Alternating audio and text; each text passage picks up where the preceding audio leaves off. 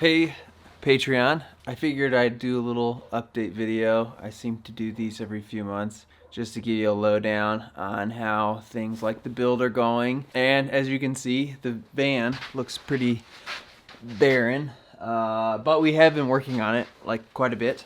It just isn't very flashy work.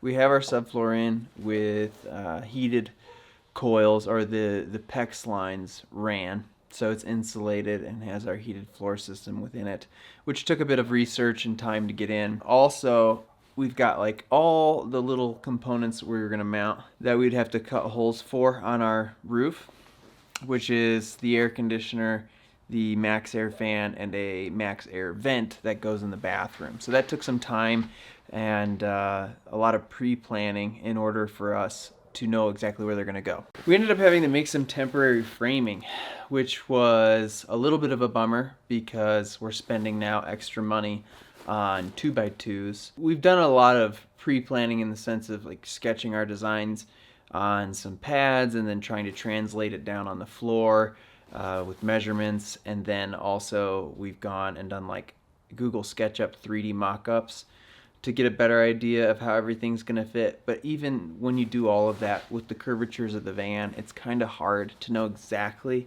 how it's all going to lay out, because sometimes you've got to work with the curvature, especially in the shower. So putting up some mock framework for the shower, as well as our little sink area and bench seat for all of our plumbing, has been super helpful, even though it's time consuming, because we're going to be doing aluminum extrusion for all of our framing. I wanted to give it a shot since everybody seems to be doing it nowadays, and I can see why, because like the cost of lumber has gone up quite a bit.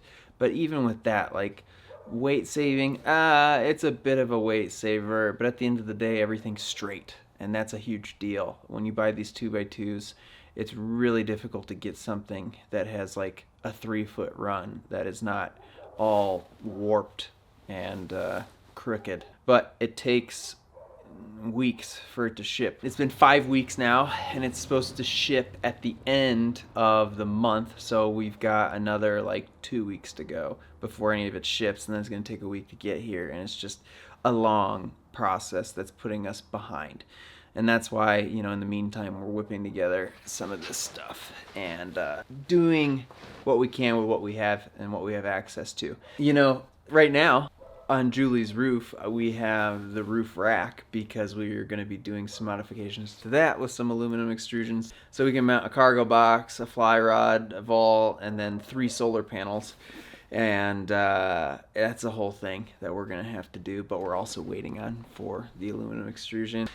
But we wanted to get our holes in, so we did that, and so we can run our electrical and we can start insulating. But the biggest time crunch right now is getting our heating system running. We have a really nice system, a hydronic system that was sent to us from SBAR, or HeatSo, and it's going to provide us with radiant floors, like heated floors, as well as an air matrix, like a furnace that's going to provide us with hot air as well as hot water. It's got a heat exchanger for hot water. But with that, you know, it's kind of like a lot goes into that system.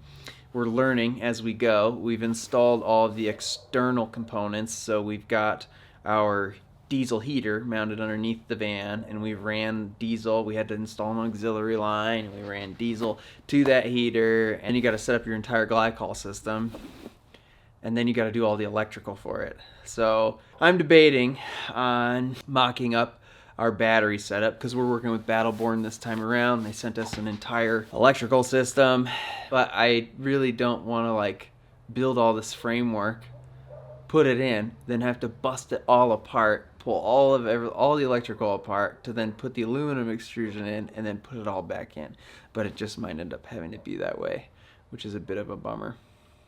So a lot's going on. So we've been having to like keep our eye on the weather. Is it going to snow this day? Is it going to be too windy? Is it going to be raining?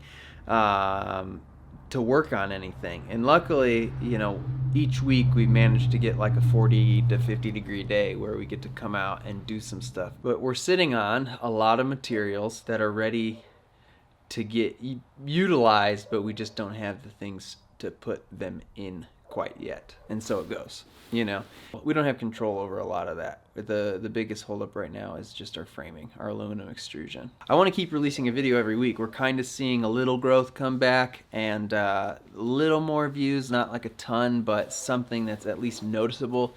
And I think it's because we're being more consistent, but that takes a lot of time, you know. Like, I've got to go through our footage and make a little like checklist or script to follow, and then I have to go and record it, which takes another good portion of a day. Then I have to go through all the footage and lay it out into a timeline, and then I have to go through and add the little effects, and then you know, clean it all up and post it. So all in total, it's like 3 to 4 full days of work out of a 7-day week. So I really only have 3 to 4 days to work on the van, and then you got to think about weather and, you know, what you have at your disposal, and it's been a juggle. Maybe one day we do a good job with this van, we travel in it for a bit, and then you know, we sell it and take whatever we make off of that to then reinvest in and get a little workspace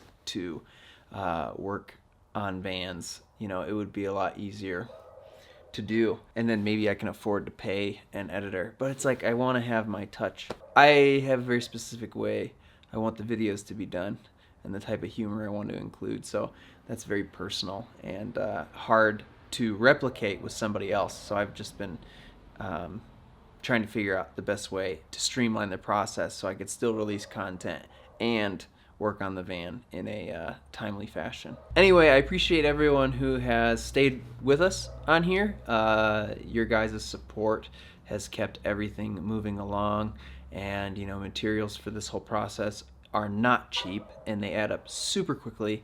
So the monthly help you guys provide has been, I don't know, a key factor in us being able to continue forward with all of it. So I really do appreciate your guys' support, and I hope you've enjoyed the videos we've been releasing lately. And if there's anything specific you guys might want to see that might be beneficial to you or helpful, please let me know. And if any of you guys want to jump on like a video chat or anything like that to discuss this kind of stuff or help with your van build or anything like that, let me know too, because I can make some time for that as well. And my last little thing I guess I can point out is just the idea of making more like merchandise or apparel. You know, our viewership is not what it used to be. It's kind of hard to stay relevant, and after releasing the Krusty thing, a lot of the viewership dropped on the channel because people like specific things that they subscribe to, and adding a little dirt bike adventure trip on a van channel didn't seem to go very well with most people. So, you know, I don't know if we have the kind of following who would be even interested in buying merchandise at this point, and I'd just be putting money into something that's going to sit around in space that I don't have. But maybe there is something there. I'm just curious of everyone's opinion on what you think. Okay. That's it. That's about what we got here. Thanks, guys. I will see you in the next video.